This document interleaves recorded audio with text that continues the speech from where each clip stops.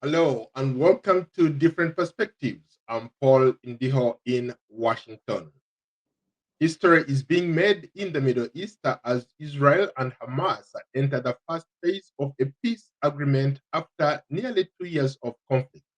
This landmark deal, brokered by the US and Egyptian mediation, has resulted into the release of 20 Israeli hostages and nearly 2,000 Palestinian prisoners.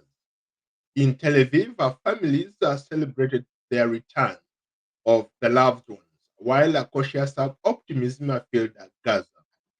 US President Donald Trump helped broker the agreement is in the region, praising Arab leaders for their role in the negotiations. He is also the co-chairing an international peace summit in Egypt with President Abdel Fattah al-Sisi. Governance about governance and Gaza's reconstruction.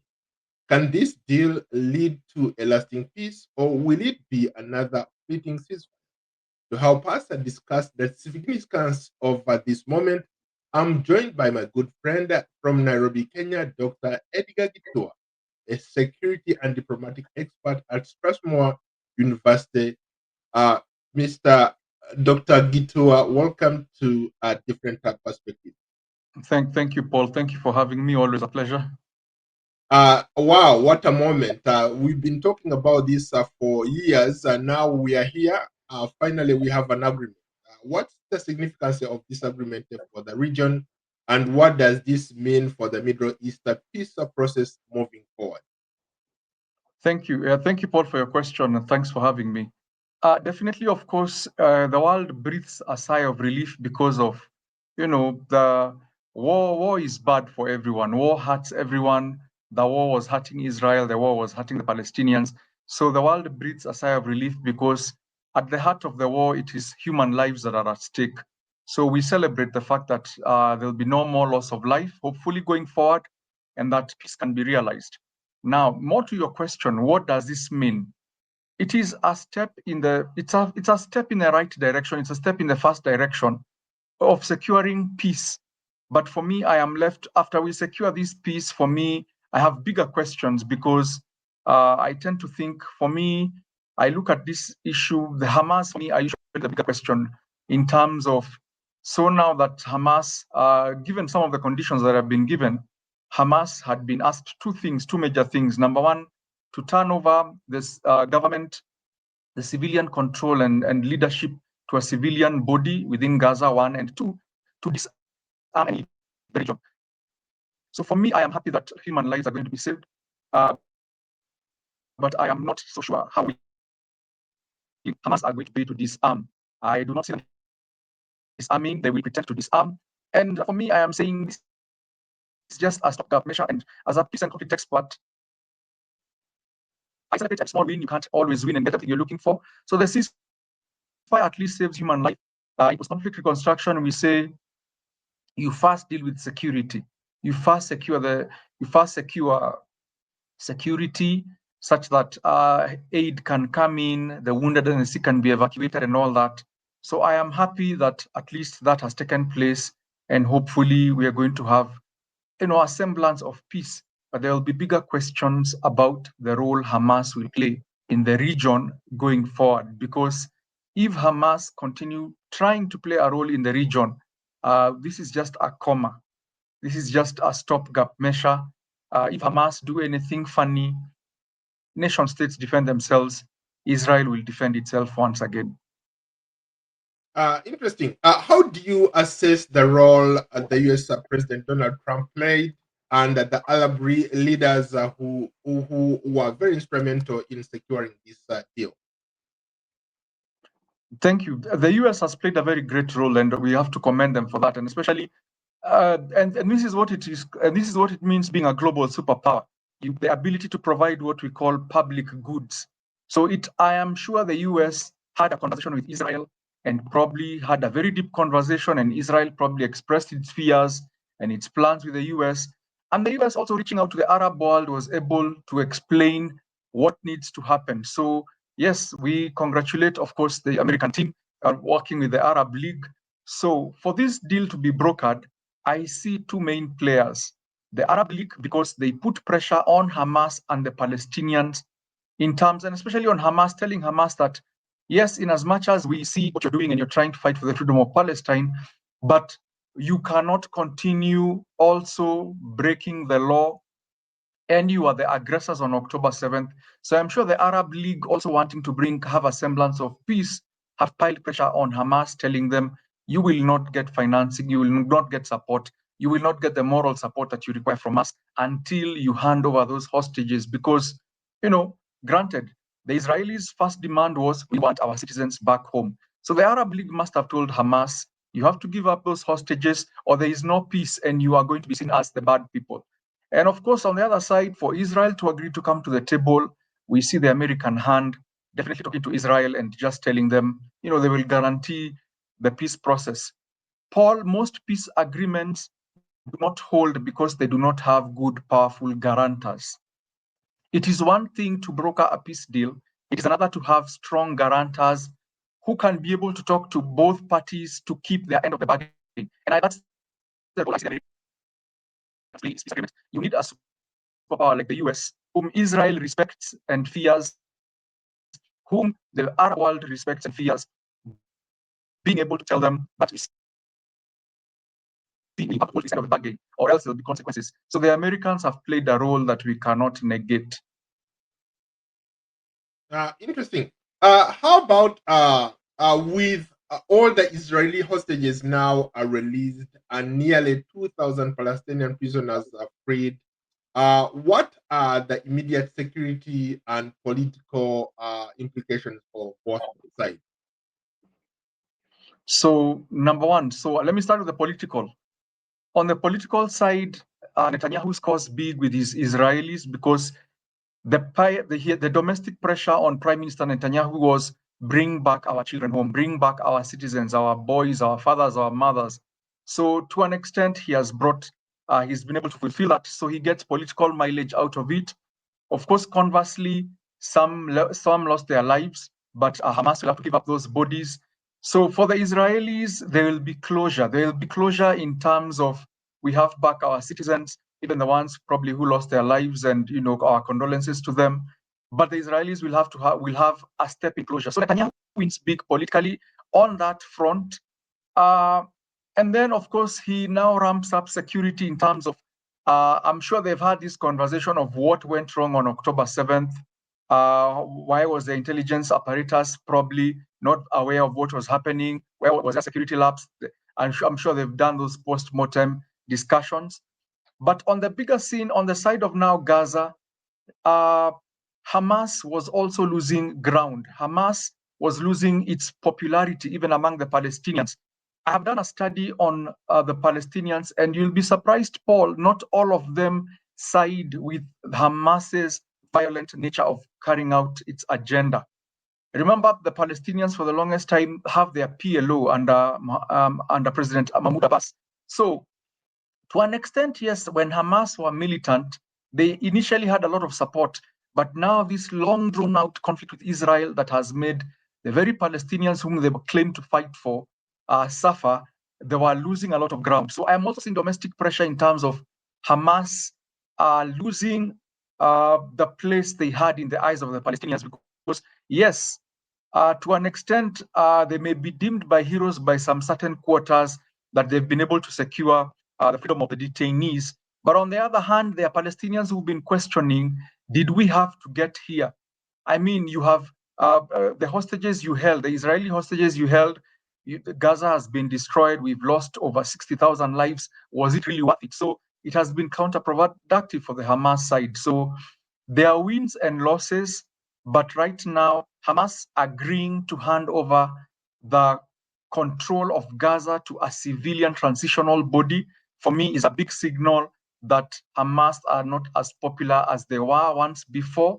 And going forward, they may retain their arms, but they may not get the support they readily used to get from the Palestinians living in Gaza. So to an extent, I am seeing Hamas losing the support that they had before. And let's just see whether they are going to agree to let that transitional council work without interference. Or probably 5 years down the road, we will have another story of a rejuvenized, a revitalized, a renaissanced Hamas coming up and trying, to take over power once again. So yeah, it's a lot. Right now we celebrate the peace, but there are so many things that need to be, so many questions that need to be answered, Paul. Mm-hmm. So, what message does this send to all the militants in the region, especially now that Hamas is on its knees? So, thank you. That's a very good question. So, number one, Hezbollah in Lebanon, or Hezbollah wherever they are found in Syria, Lebanon, and Hezbollah are proxies of Iran. So, Iran fighting its proxies has lost big. So dynamics to this conflict. When Hamas goes down, that is depletion of Iranian influence. And why the Arab world has come together and closed ranks on this is because the Arab world is not comfortable with the rise of Iran. The Arab world is not comfortable with the bullying tactics of Iran, with the fundamentalist support that with the support Iran has been given to fundamentalist groups. That is why the Arab League has spoken with one voice and decided, let's get peace in Gaza, by that weakening Iran and weakening Hamas. Next, it is going to be Hezbollah. Sooner or later, either through Israel or another negotiated pact, you will find Hezbollah also losing a lot of influence in not only parts of Syria, but also in Lebanon. So going forward, the Arab world, I think, just wants all these countries to live without the fear of Iran hanging around their necks. So it is a big win for Israel from the way I look at it. It's a big diplomatic win for Trump and the US because of being able to set the Middle East and set them in the right direction. But let us just hope that this peace will hold, because this is just it's a small comma in a big document, in a big peace document. It's a step in the right direction. And as peace and conflict experts, we are watching keenly just to see how this unfolds, because there are a lot of lessons for the world to learn from what has happened. How might this deal reshape Israel's domestic politics? Does this deal cement Benjamin Netanyahu as the ultimate leader of all time for Israel? Or maybe once this whole thing is settled, we could see him even lose power? Is that a likelihood that this will happen? That's a very good question. You've asked the correct question, because this result is a double-edged sword.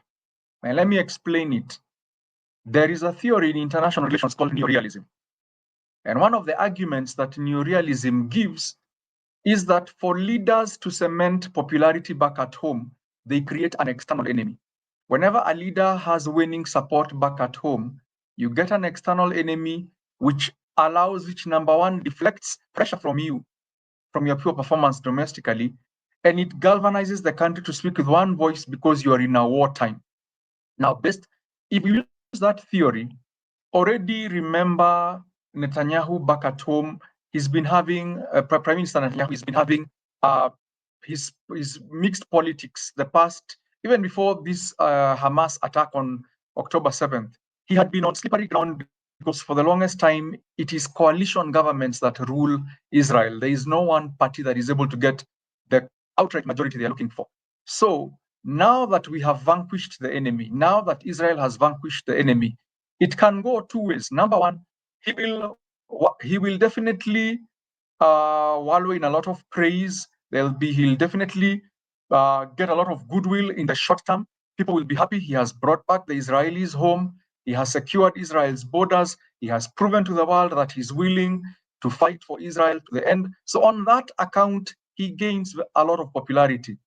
But then going further, now that the hostages have come back home, domestic pressure now shifts on what needs to happen within Israel. That now the normal governance issues in any country in the world now come up.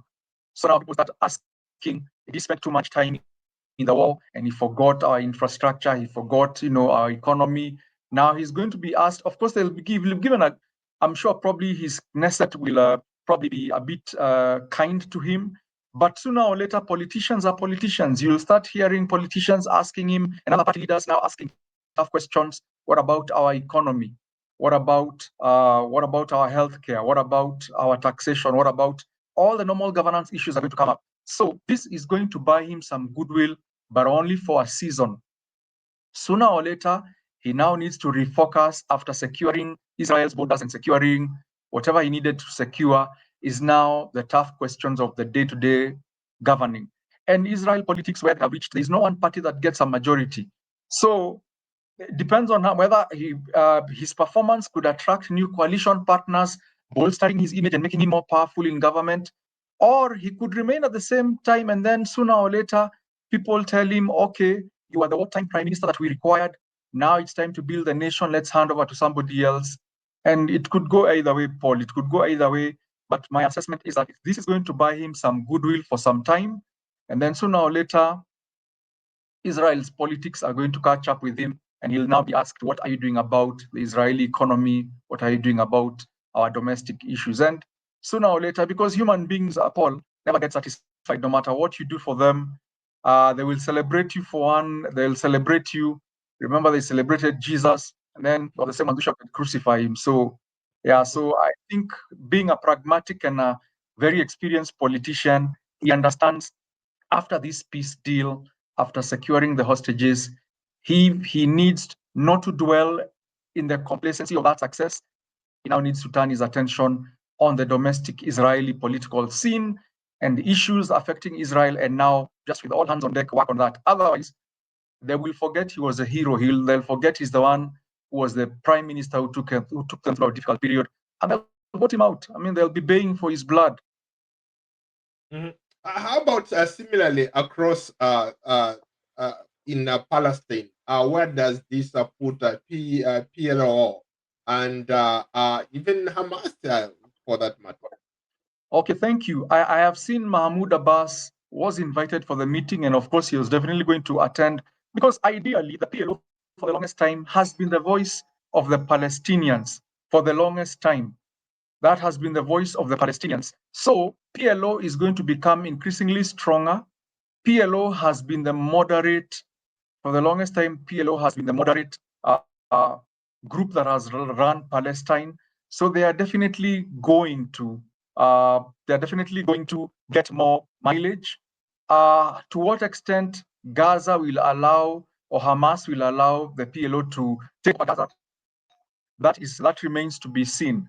So right now, definitely what's going to happen is we're going to see the Palestinian Authority becoming more influential, and Palestine could just gravitate and say, instead of having this group called Hamas that really brought us all this destruction, let us just remain under, let us remain with the PLO, and we are able to run the country. Because for the longest time, in my assessment, Israel has had a good working relationship with the PLO. They've been able to come to some agreements. They've been able to conduct themselves in a civil manner. I am not saying it was all peaceful, but at least for the longest time, the government in Israel and the PLO have had a working relationship, have had some understanding. Hamas are the radical ones. For me, Hamas has always been the problem. If the Palestinians could, they should just get rid of Hamas as a group. And hopefully we can move towards peace and a long-term solution within the region. But to your point, I've been listening to a lot of pundits, a lot of analysts like you, who argue that even though Israel used a lot of pressure, they did not succeed in actually securing the hostages. It had to go through a mediation process, meaning not a political process. That's what happened for other countries getting involved. The US pushing all these other countries to come to the table and basically making it impossible for Hamas to do that. But Israeli on its own could not secure these hostages. So, okay, I hear what you're saying, Paul, and I get what you're saying.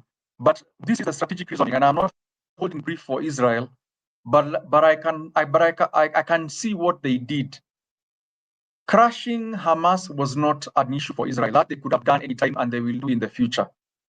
The issue was the price. At what cost? Crushing Hamas would have meant Israel decides we do not care about our hostages. So go in, flatten Gaza, kick everybody out, flatten Gaza, go into all those tunnels, kick out Hamas, make sure none of them leaves. But at what cost? Losing those hostages. I don't think any political leader, Prime Minister Netanyahu being one of them, would have been able to pay that price. That price is too high, Paul. So it was not that Israel lost militarily. It was a win-win. What sacrifices do you need to make to win? Yes, granted, Hamas will probably go into the Arab world saying, we are the unit, we are the group that harassed a giant called Israel, and we are able to secure the Palestinians who are in Israeli jails. We are able to do all these things. Using guerrilla urban warfare.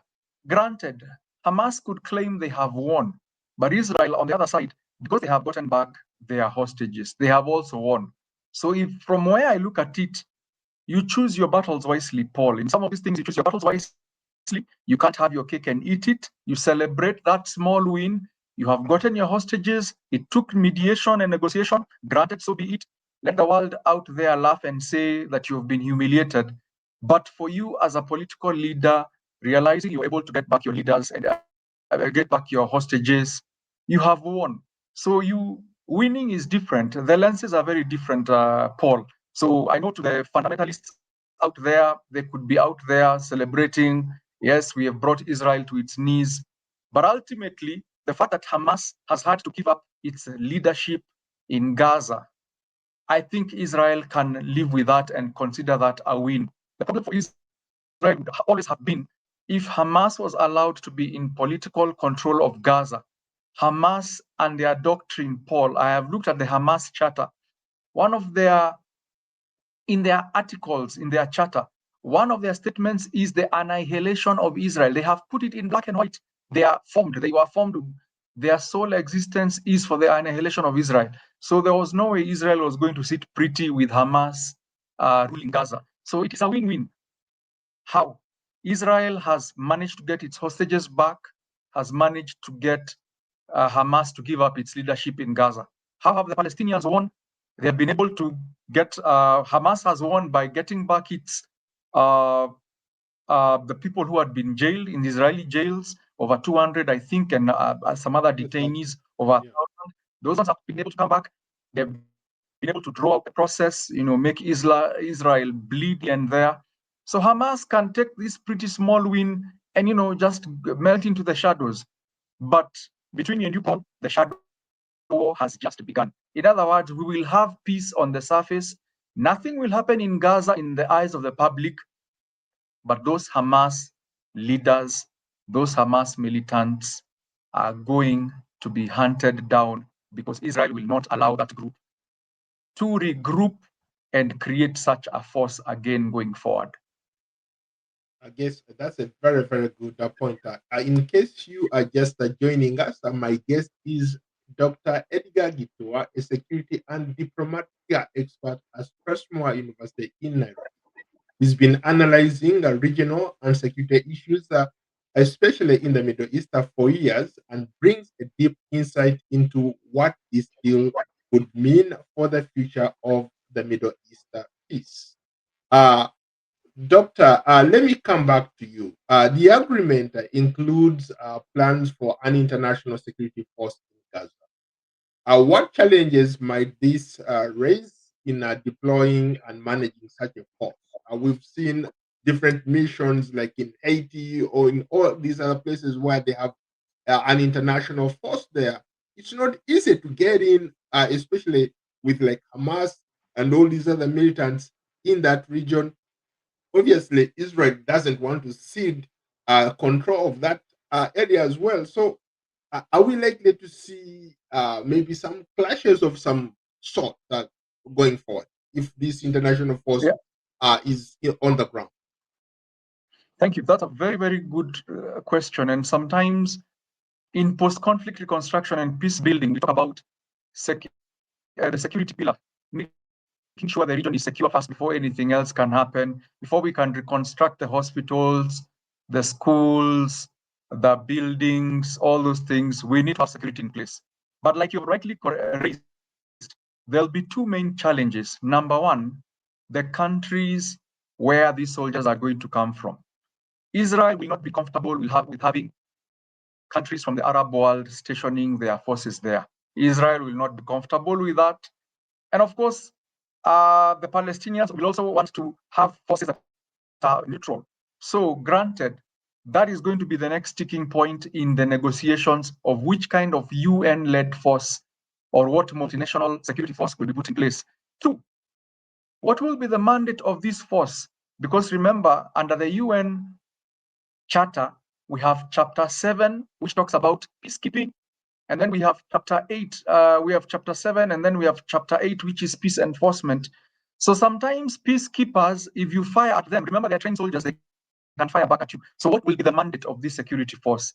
If they have just gone to create a corridor, a humanitarian corridor to allow foodstuff, water, rebuilding of Gaza to take place, and Hamas agree to leave those soldiers alone, and Israel, I know they will definitely not disturb them at all, then it can work. So the next sticking issue, Paul, is the composition of that force. That is where the next small fight is going to come from, because Israel will want a force that it feels is not detrimental to its security, to its internal security, and to its overall interests. And of course, the Palestinians will want a force who they believe is going to be neutral, a force, not a totally pro-West force. So do not be surprised if you find the forces that are going to be suggested will come from Asia or Latin America, because in my view, these are the only two regions that would appear to be neutral enough in this conflict. So an Asian-led security force, China can donate some forces, can lead a multinational force, let's say China, and leading some Asia-Pacific countries, and then some Latin American forces also into this. Then both Israel and the Palestinians will feel this is as neutral as it gets. Why don't you want to have European forces there? If you bring in European peacekeepers, the Palestinians are not going to be comfortable. They will say these are pro-Israelis. If you bring in forces from the Arab world, the Middle East, North Africa, Israel is not going to be comfortable. It will say there's a religious angle here. These people have pronounced themselves on the issue. So we need as neutral a force as possible. And my 2 cents on the issue, Paul, is let's get Asian Pacific countries donating security forces, and Latin America create that humanitarian corridor with what is their mandate: peacekeeping, creating a buffer zone, creating a humanitarian corridor to allow the repatriation of internally displaced people, refugees coming back, humanitarian aid, and any types of aid that is coming in, and be there for as long as Gaza is getting reconstructed. But remember, Israel is going to make one key demand: for as long as Gaza is being reconstructed, or for as long as this humanitarian corridor has been created, Hamas can play no role in Gaza. I know that is going to be cast in stone.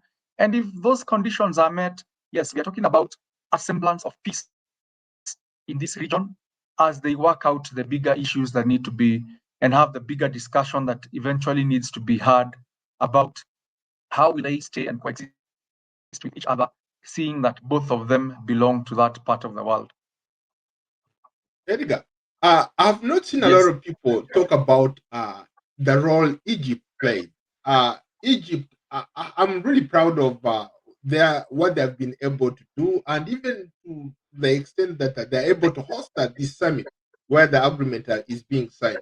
Uh, from your vantage point, or using your diplomatic or security lenses, what interests are there for Egypt uh, pulling off something like this, hosting the peace summit, and how can Egypt position itself on the global stage as a legitimate mediator?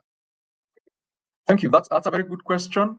So number one, why Egypt because Egypt has a history with Israel. The Egyptians signed an accord, a peace agreement with Israel many years ago, and they have lived peacefully side by side.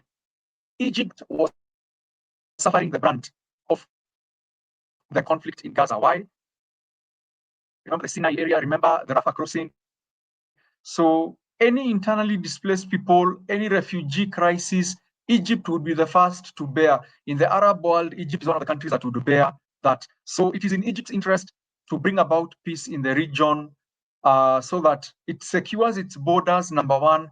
And two, like you rightly said, use this as a platform to spring in the Arab world, to rise up within the Arab world as a neutral party. Remember, Egypt has always in the Arab world has played a huge role. It has always been there. But from the time the Egyptians signed the agreement with the Israelis and they agreed to just lower the hostilities, normalize relations, Egypt was looked on as a pariah by the Arab world. Egypt was looked on as an outcast in the Arab world. If anything, they were thought to have betrayed the cause because Egypt gets a lot of military aid, and for the longest time, especially during President Hosni Mubarak's reign and rule, Egypt used to get a lot of military aid from the US. So Egypt has always been viewed in the Arab world as a pawn of the West, as an ally of the West. So the Egyptians did not have a very big voice in the Arab world. This has given them a platform to rise in regional Middle Eastern politics. Within the Arab League, Egypt is going to rise up as a mediator.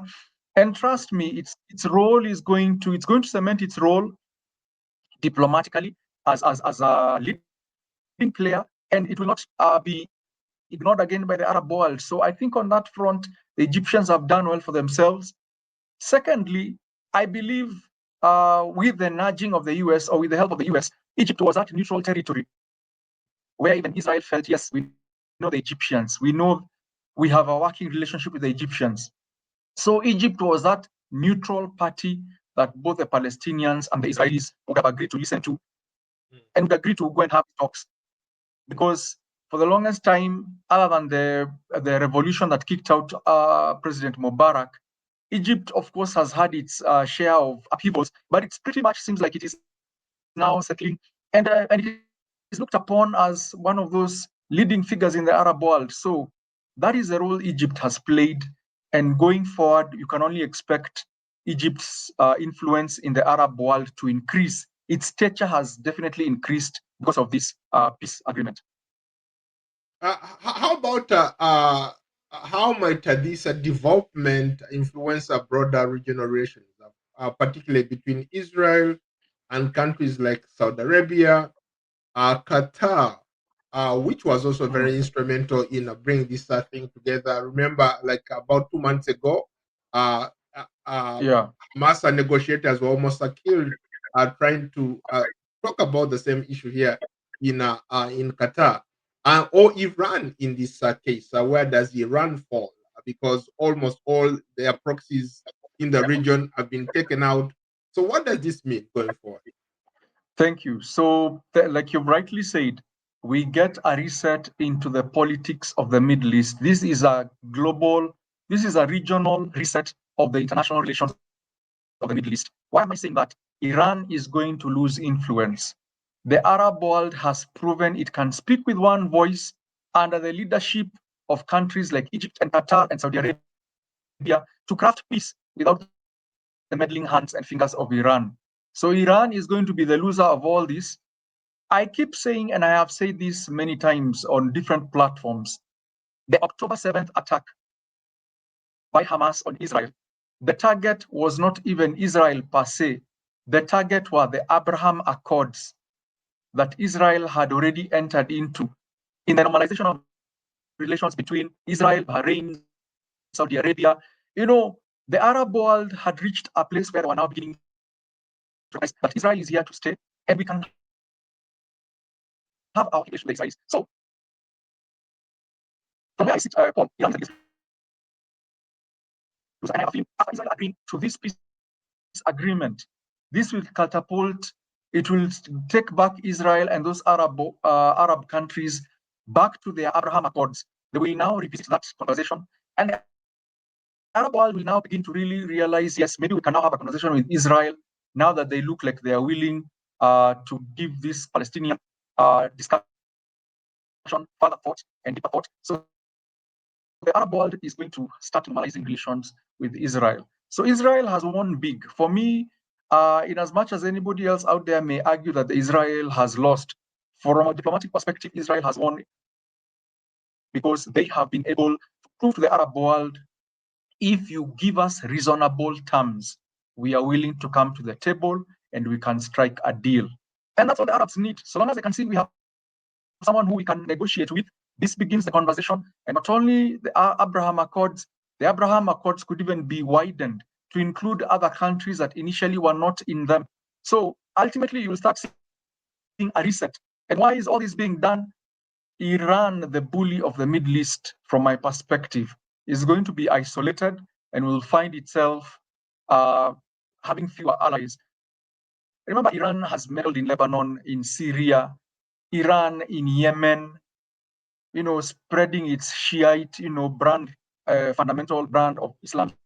So, and the Arab world is not comfortable with how Iran has been trying to micromanage and dominate the region. So, in deeper geopolitics, Iran loses, Israel and the Arab world gain, and ultimately Egypt, which is in North Africa, also gets a strong foothold within the Arab League. How about the issue of very close that again, let's stick to Egypt. What role can Egypt play in Sudan? It's also a neighbor. If it's able to mediate a peace in across the pond, why can't it mediate a peace with its immediate neighbor, Sudan? There's been a conflict going on, pretty much the same kind of things, where you have RSF and the Sudanian military just fighting each other. Can Egypt play a role there? Thank you. That's a good question, but I'll give you a very blunt answer because I've been looking at that for some time. The problem now when we come to Sudan is that Egypt is an interested party in the conflict. Egypt supports Burhan, the leader of the Sudan Armed Forces. Egypt wants Burhan to win this conflict and remain in power. So there's a conflict of interest, all right? There's a very huge conflict of interest. So the Sudan conflict, Ndiho, as we digress a little bit, is complicated because of those regional interests. So Egypt supports Burhan. Libya, there's a general called Khalifa Haftar. He supports Dagalo, all right? So we have all these countries in the region that have their own interests in the Sudan conflict. So Egypt, in as much as now we praise Egypt for what it has done in Gaza, let Egypt take that win. If Egypt turns back and tries to put its fingers in the Sudan conflict, it cannot mediate or broker peace because Dagalo will point fingers and tell Egypt, you have been supporting Burhan. You want Burhan to become the leader here, so we are not listening to you. That is the complication for Egypt. So, I mean, Paul, you can't be an angel on all fronts. So everybody has skeletons in their closets, and the Sudan conflict is a skeleton in Egypt's closet. So I don't see Egypt being allowed to mediate in the Sudan conflict because they have an interest in it. They are an interested party in it. They could be probably part of a wider regional team that are called to just give their viewpoints, because sometimes to secure peace, you also need the neighboring countries to also cooperate. Because some of the arms coming into the Sudan conflict are passing through Egypt, some of the weapons and arms are coming through Libya.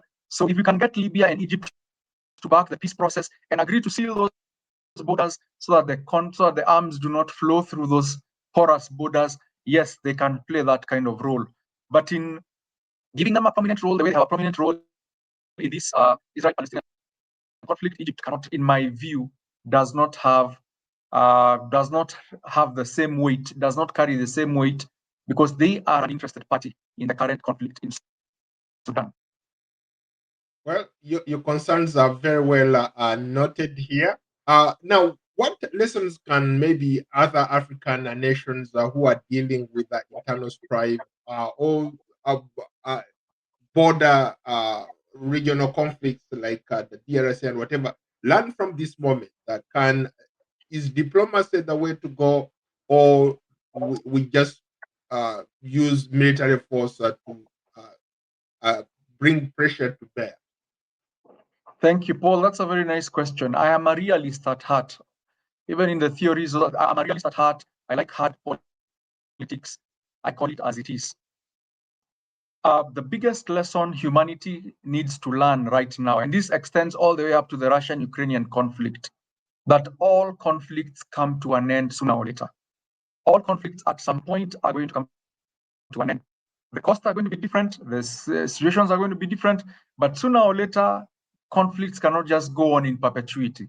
That is the big lesson for all humanity to learn. But also turning to African countries, it is in understanding the role Egypt has played, the pragmatic role Egypt has played in helping to secure peace as a neighboring country. Egypt borders Israel. And those refugees, that humanitarian crisis was going to become Egypt's problem if Egypt did not agree to step in and play an active role in stopping these conflicts or in helping to mediate. Egypt was going to be the losers. Why? The Rafah crossing, all those refugees coming from that region, from that war-torn region, they were going to end up in Egypt. Remember, as we speak, the refugees running away from Sudan, some of them have probably entered into Egypt. So Egypt was a nation under siege from conflict on most of its borders. So all African countries need to realize that when there is a problem in your neighbor's house, and this is a lesson for Kenya as well, if South Sudan is not okay, our Kakuma and Dadaab refugee camps are going to overflow. That is going to become a problem for Kenya. If Eastern DRC is not at peace, Rwanda and Uganda, and Burundi and Tanzania are not going to be at peace. So regional countries, neighboring countries to any nation that has a situation where there is conflict and there's an upsurge of refugees and internally displaced people, they need to take an active role, participate in trying to bring about peace. Because what you think is your neighbor's problem, sooner or later becomes your problem. So that is one way I look at it, Paul, that we need to be our brother's keeper, so to speak. Countries need to do the right thing.